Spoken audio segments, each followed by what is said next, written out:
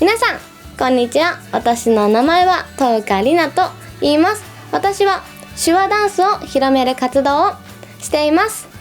今日はカバンの中身を紹介したいと思います。よろしくお願いします。私が普段使っているバッグはこれです。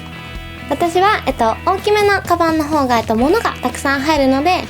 よく大きめなカバンを好んで買っていて、私がつけているのは、私の好きなビッグバンのジオンくんのソロツアーの時に買ったストラップをアクセントとしてつけています。で、いつも持ち歩いてるのは携帯カバーとか特に気にしてなくて、色をピンクにしたので、あんまり柄の入ってるものはあんまり好きじゃないので、シンプルに100均で買った格子の入ったなんていうのかな四角のデザインがちょっと薄く印刷されてるものに、中に、ハッピーハンバーグを、もらったので、そのステッカーを入れています。これは、一応洋服のブランドです。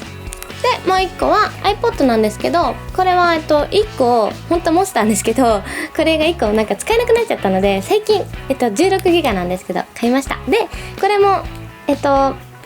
あんまり柄入ってるのが好きじゃないので、クリアなものに、ちょっと猫ちゃんがいるやつにして、またハンバーグがありますハッピーハンバーグはなんか可愛いなと思ってよく、貼ったり入れたりしています。香水なんですけど、フィアンセのボディミストピュアシャンプーの香りってやつで、これすごくいい匂いで結構リピートして買っています。なんかすごくきつすぎない匂いで、なんかレッスンとかの終わりとかにシュッシュってやって出かけたりしてます。次はミンティアです。ミンティアは私なんか何か食べてないとダメなんですけど、でもガムとかだと飲み込んじゃうんですよ。だから、ミンティアでスースーしてるから、そうするとあんま物をたくさん食べたりしないから、ミンティアを食べて口の中に入れときます。次がスケジュール帳なんですけど、ここは、私の好きな踊り手さんのサインがあって、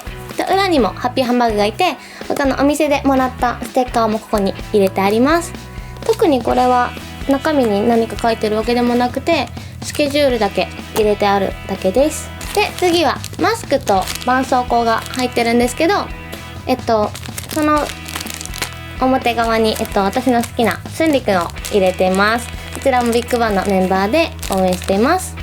次がペンポーチです。ペンポーチは本当何かあった時に書けるようにいつも持ち歩いていて、